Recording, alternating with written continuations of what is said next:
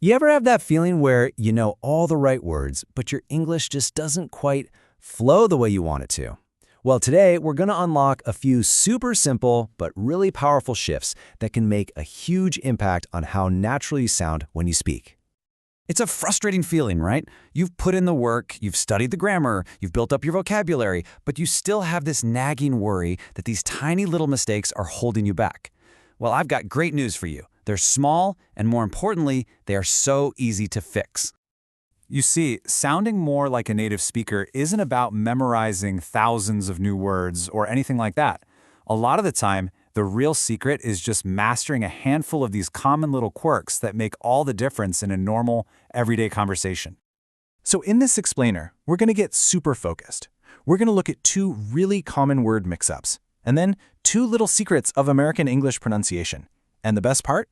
These are all changes you can literally start using the second this is over. Okay, first up, let's tackle a couple of word choices that can, accidentally lead to some pretty awkward or just plain confusing moments. But I promise, once you see the logic behind them, you will never mix these up again. All right, let's kick things off with a little quiz. So picture this. Your friend is at a party, just kind of staring off into space. You want to go check on them. Which one of these is the right thing to say? A or B? What do you think? Okay, so the key here is to think about cause and effect. Boring is the thing that causes the feeling. Bored is the feeling itself, the effect. So a really long, terrible movie is boring, and because of that, you feel bored. See the difference? Which means the correct answer is B. You look bored. Saying that is a nice way of asking, hey, you okay? Need something to do? But if you say you look boring, well, that's a straight-up insult. You're telling them they are an uninteresting person. Yeah, definitely not what you want to say to a friend. All right, get ready for our second tip. This one's a little weird. In fact, this is one of those super rare times where making what's technically a mistake is actually the most natural thing you can do. Now, we all learned this rule in English class, right? Good is an adjective. It describes a thing, like a good book. And well is an adverb. It describes an action, like she sings well. Seems pretty straightforward. But here's the secret.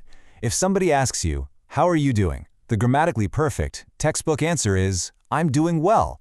But honestly, in everyday American English, almost nobody says that. It sounds a little formal, kind of stiff. The most common, natural, friendly response is simply, pretty good. Okay, so we've covered a couple of word choices. Now, let's talk about how things sound.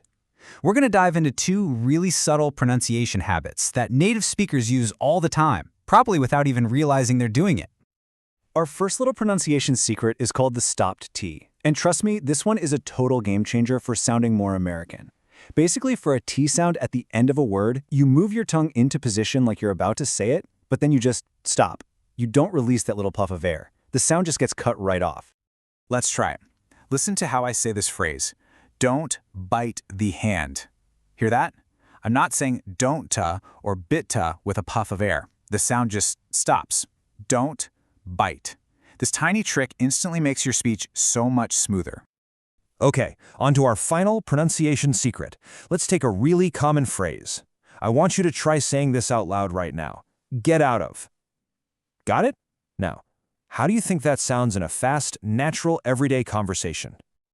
So here's the magic trick. In American English, whenever a T sound is kind of trapped between two vowel sounds, it almost always transforms into a soft D sound. So get out of just melts together to become get outta. Let's say it together, get outta, as in, I've got to get out of here.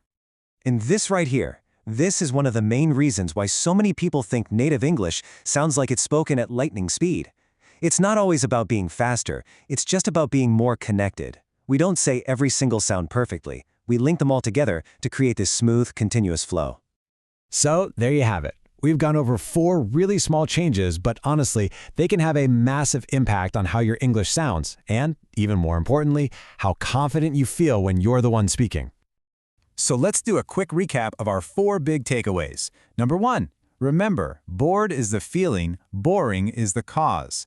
Number 2, when someone asks how you're doing, pretty good is your new best friend. 3, stop that T sound at the end of words.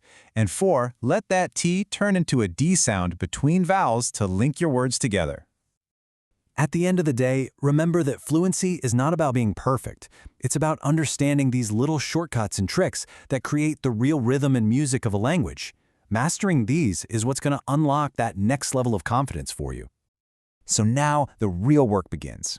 Out of these 4 tips we talked about, which one, just one, are you going to consciously try to practice in a conversation today? Pick one, really focus on it, and I think you'll be amazed at the big difference one small change can make.